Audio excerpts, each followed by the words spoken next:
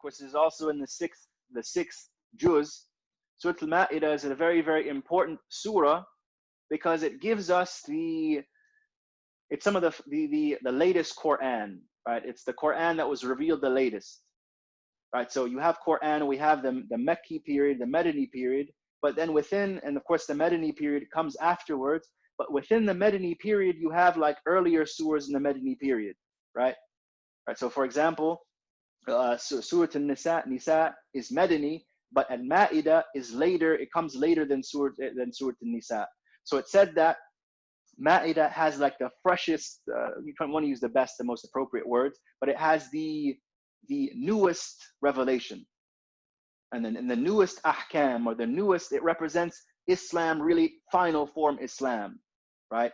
And the Islam as it's practiced, holistically, full-bodiedly, this is a Surah Al-Ma'idah. Whereas, for example, if you were to read a surah from the Meccan surahs, you may read a verse and it says, don't come to the prayer while you're drunk. But we know now from from Islam being completed that alcohol is haram. So why is Allah saying, don't come to prayer while you're drunk? Because at that time when that ayah was revealed, alcohol was not prohibited yet.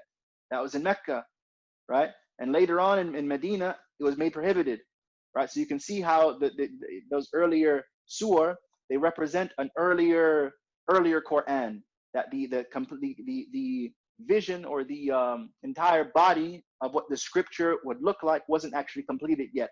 But Ma'idah is like it's like a Polaroid picture take of what the complete sort of picture of our deen looks like. This is Surah Al-Ma'idah. And some hadiths are like this too. Like something that we could like study along with Surah Al-Ma'idah is like Hadith Jibreel.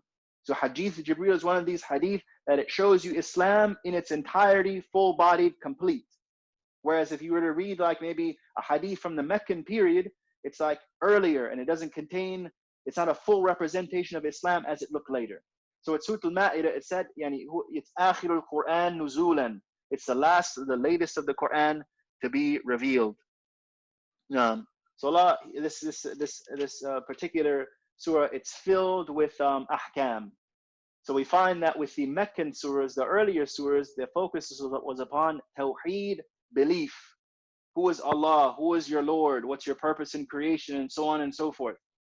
Then we find with the Medinan surahs, there's a more focus on stories, upon who are the prophets, clarifying certain controversial things, who is Jesus, and so on and so forth.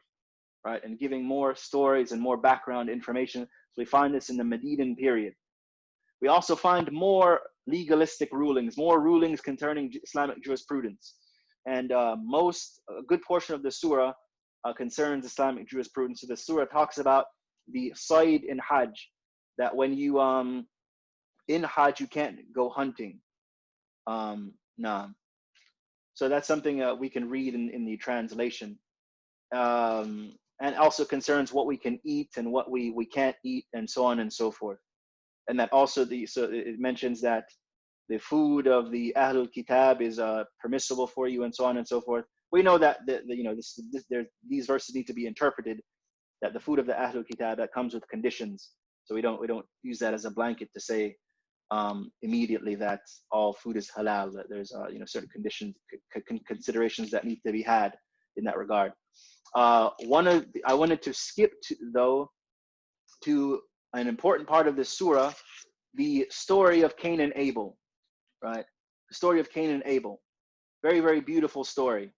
I mean, it's a sad story, but it's also a story that shows us the power of faith and tawakkul in Allah, and also that when you rely upon Allah, He takes your affair into His hands, right?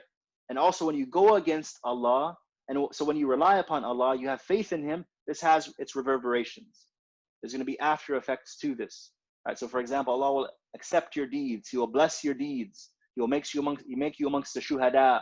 He'll give you a high level in paradise and Jannah. Whereas if you go against Allah's commands, then you put yourself in a world of hurt. This is what happens to Cain. He puts himself in a world of hurt, right? So we'll read the ayat, inshallah. وَاتْلُ عَلَيْهِمْ نَبَأَ ابْنَيْ آدَمَ بِالْحَقِّ إذ قربا قربانا فتقبل من أحدهما ولم يتقبل من الآخر قال لأقتلنك قال إنما يتقبل الله من المتقين. And recite upon them the story or the news of the two sons of Adam in truth. When they gave a sacrifice, they both gave the sacrifice, and it was accepted from one of them, yet it was not accepted from the other. He, the one who wasn't accepted from, he said, I'm going to kill you.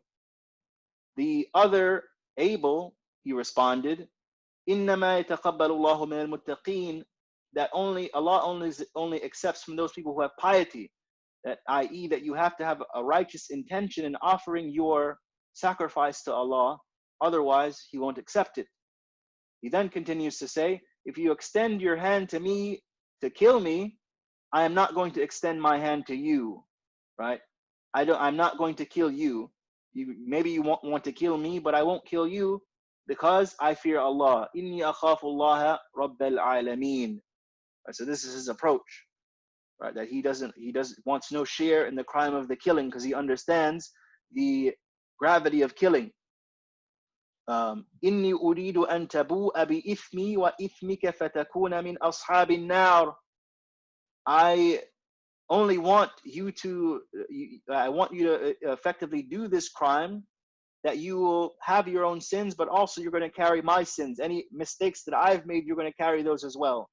It's clear in the story that there was sibling rivalry between these two brothers, Cain and Abel. You can tell there's previously that one brother was jealous of the other.